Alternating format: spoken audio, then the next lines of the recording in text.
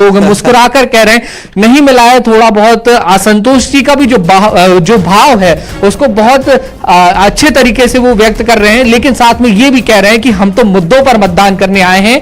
जो परेशानी है, चाहे किसानी के मुद्दे हो, स्वास्थ्य के मुद्दे हो, शिक्षा का मुद्दा हो, बेरोजगारी हो, महंगाई हो, इन सबको ध्यान में रखेंगे और कोशिश ये होगी कि एक सही व्यक्ति का चुनाव करें जो आने वाले समय में क्षेत्र की समस्याओं को पूरा करें। सारण बज रहा, मैं आपको रोकना चाहूंगा।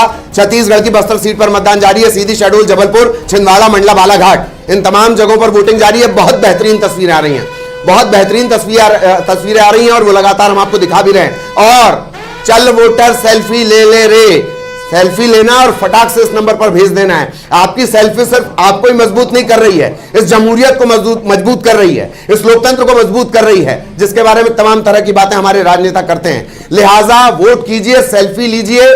और रीनू भी लगातार हमारे साथ बनी हुई है। रीनू जी बिल्कुल, और मतदान करना इसलिए भी बहुत महत्वपूर्ण होता है ललित, क्योंकि आप जिन्हें शायद जानते भी नहीं वो आपके ऊपर शासन करने के लिए तैयार हो जाते हैं। इसलिए आप पूरी जानकारी जुटाइए, मुद्दे देखिए, अपने आसपास देखिए कितना विकास हुआ है और उसके बाद ही आप मतदान करें और मतदान जरूर करिए।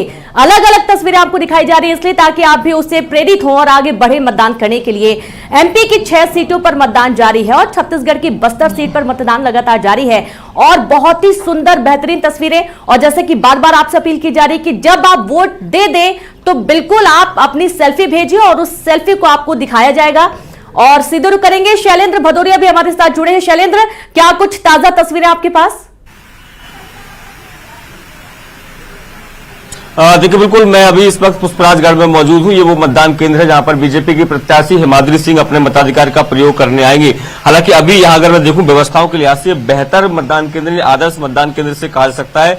महिला और पुरुष दोनों के लिए अलग अलग कुर्सियों की लाइन लगाई गई है ताकि जो मतदाता यहाँ पहुंचे टेंट की छांव में वो आराम से इस कुर्सियों पर बैठ सके। दूसरी तरफ अगर हम देखें तो दिव्यांग और निःशक्त जनों के लिए प्रतीक्षा कक्ष बनाया गया है ताकि वो जब लोग यहाँ पहुंचेंगे तो वो यहाँ पर विश्राम कर रहे हैं। पंखे की व्यवस्था की गई है। इसके साथ ही अगर देखें तो व्हील चेयर की व्यवस्था की गई है। तमाम जो लोग हैं वो अपने मताधिकार का प्रयोग करके यहाँ पहुंच भी रहे हैं। कुछ लोग हैं उनसे बात करने का हम प्रयास करेंगे। मैम, आप वोट करके आई हैं, क्या मुद्दा था दिमाग में जिसको लेकर आपने वोट किया? हो गया, डाल के आ गए हैं, अपना मत है जी। कुछ तो सोचा होगा कि कैसा सांसद हो आपका, क्या चाहती हैं आप इलाके में विकास? हो गया, हम डाल के आ गए। देखिए तब और भी कुछ युवा मतदाता भी हमारे साथ है। मतलब वोट डालने आए हैं आप, क्या मुद्दा रहता है आपके दिमाग में जब आप वोट डाल रहे हो? क्या होना चाहिए इस इलाके का विकास? अच्छा होना चाहिए, शहरें बढ़नी चाहिए हमारी, यही सब। और भी कुछ लोग हैं। सर, आप भी वोट डालने आए, क्या मुद्दा जहन में रहता है जब आप वोट करते हैं? विकास अच्छा हो, कार्य अच्छा हो। एजुकेशन भी बड़ी चुनौती शेड्यूल में। तो आप देख सकते हैं कि विकास की जो बात है वो सभी मतदाता करते नजर आ रहे हैं कि मुद्दा होना, विकास होना चाहिए, उसी मुद्दे को लेकर बात करेंगे। इसके अलावा आप देख सकते हैं पूरा ये स्कूल जो है वो बेहतर ढंग से सजाया गया, यानी शादी के पंडाल की तरह इस पूरे मतदान केंद्र को सजाया गया। जिस तरीके से जिस बात का जिक्र हम लोग बार बार कर रहे हैं कि निर्वाचन आयोग ने भी ये साफ निर्देश दिए थे कि मतदान केंद्रों पर पर्याप्त व्यवस्थाएं रखी जाएं ताकि जो भी मतदाता यहाँ पहुंच रहे हैं वो यहाँ पर अपने मताधिकार का प्रयोग आसानी से कर पाए। एक चीज मैं और दिखाना चाहूंगा कि देखिए यहाँ पे एक सेल्फी पॉइंट जो है वो बनाया गया है। जब आप यहाँ पहुंचते हैं और उसके बाद आप यहाँ से आकर आप अपनी सेल्फी लीजिए। और सेल्फी जिस बात का हम भी लगातार जिक्र करें कि आप जब मतदान करने पहुंच रहे हैं तो यहाँ पहुंचिए और उसके बाद सेल्फी लेकर आप न्यूज 18 को भेजिए। हम भी आपकी तस्वीरें दिखाएंगे। देखिए लोकतंत्र में अधिक से अधिक मताधिकार का प्रयोग हो, ये लगातार हम प्रयास करते हैं। सर, आप लोग मतदान करने आए हैं, क्या मुद्दे रहते हैं जिनको लेकर आप वोट करते हैं? मुद्दे बहुत हैं जी, हैं, जिसकी जो विकास करेगा उसी को वोट देंगे जी। तो देखिए तमाम जो यहाँ पर जितने भी वोटर्स पहुंच रहे हैं सबका साफ तौर पर यही कह रहा है। देखिए मैम जो है वो अपनी सेल्फी भी ले रही है। देखिए ये उत्साह है लोकतंत्र का कि जो लोग यहाँ पे गर्मी बहुत ज्यादा हो गई है, इसी तरीके से आपको भी अपनी सेल्फी लेना और भेज देना है न्यूज 18 को और वो तस्वीर दिखाई जाएगी दर्शकों को। सीधे गेस्ट का रुख करते हैं, हमारे साथ डॉक्टर सत्यप्रकाश शर्मा जी जुड़े हुए, मंजरी जैन भी जुड़े हुए, बीजेपी प्रवक्ता है आप। डॉक्टर सत्यप्रकाश, सवाल आपसे ही था कि जैसा कि आपने भी कहा कि प्रधानमंत्री खुद छिंदवाड़ा में कैंपेन करने के लिए नहीं आए, लेकिन तमाम वो बड़े चेहरे नजर आए जो स्टार प्रचारकों की लिस्ट में शामिल थे। क्या प्रधानमंत्री को पूरा भरोसा है कि यहां पर जो टीम लगी हुई है कैंपेन करने में उससे जीत हासिल हो जाएगी, क्योंकि कमलनाथ का गढ़ तो है ही? देखिए, इस बार भारतीय जनता पार्टी की जो स्ट्रैटेजी रही है वो कहीं ना कहीं कमलनाथ को अपने घर में ही वीक करने की रही है। जैसा कि आपने देखा सिटिंग एमएलए का पार्टी छोड़ना और बीजेपी ज्वाइन करना, सिटिंग मेयर का पार्टी छोड़ना, कमलनाथ के क्लोज एसोसिएट माने जाने वाले दीपक सक्सेना, जो कभी कमलनाथ के हर चुनाव के इलेक्शन को मैनेजमेंट को हैंडल करते थे, उनको उनके पुत्र समय शायद तोड़ लेना, ये दिखाता है कि भारतीय जनता पार्टी ने कहीं ना कहीं उस नींव पर अटैक किया है जिससे कमलनाथ का जो गढ़ कहा जाता, हालांकि 1997 में बायपोल हुआ था तो उसमें वो हार भी गए थे। तो इस बार एक कास्ट इक्वेशन बनाने के लिए, देखिए आपको दो कास्ट बैलेंसिंग करने का बड़ा अच्छा तरीका, वहां साहू समाज सब्सटेंशियल है पॉपुलेशन में, ऐसे में उन्होंने साहू को उतारा, पार्टी के डिस्ट्रिक्ट प्रेसिडेंट को उतारा। तात्पर्य यह कि पार्टी यूनाइट हो, ये कास्ट का बेनिफिट मिले और उनकी जो मेन टीम है कमलनाथ की, उसको ब्रेक किया जाए। इस स्ट्रेटजी पर भारतीय जनता पार्टी ने काम किया है। तो प्रधानमंत्री मोदी को, ये तो देखिए भारतीय जनता पार्टी है, ये कभी भी कोई कसर नहीं छोड़ती है, बिल्कुल ओवर कॉन्फिडेंस में कभी नहीं रहती, चाहे कोई सा भी इलेक्शन देखा हो आपने।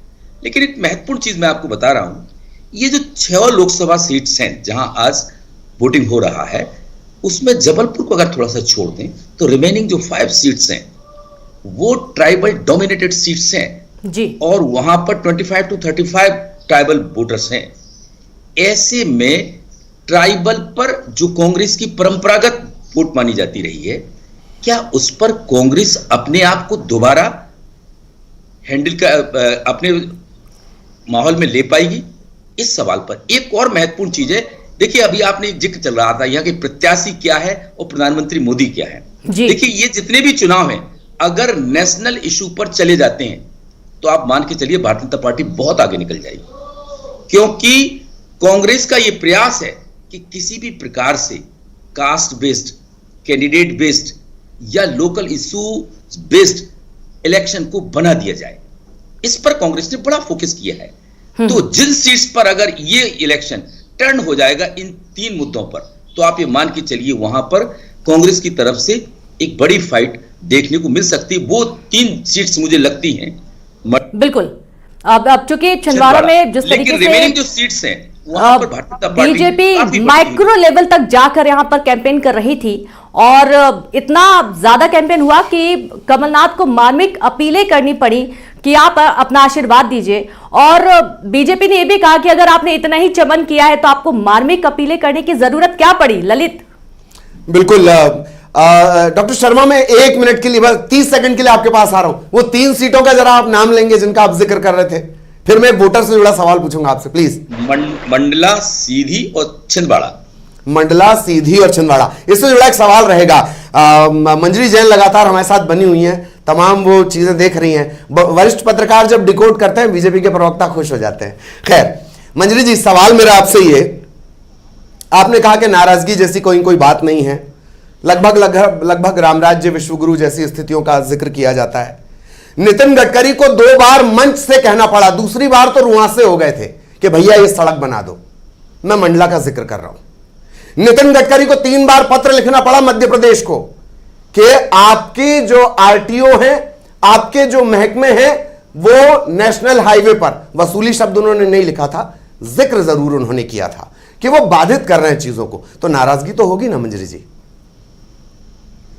देखिए, ये लोकसभा का चुनाव है और मैं समझती हूँ कि राष्ट्रीय मुद्दे इन पर हावी होते हैं। नेशनल हाईवे तो जिस तरह से हमने ये बिल्कुल देखिए पहले मध्य प्रदेश की सड़कें कैसी थी। अगर मैं 2003 के पहले की बात करूं तो टूटी फूटी मुश्किल 60,000 किलोमीटर सड़कें हुआ करती थी जिनमें गड्ढे हैं, सड़क है, ये समझ में नहीं आता था। तो आज हम देखते हैं कि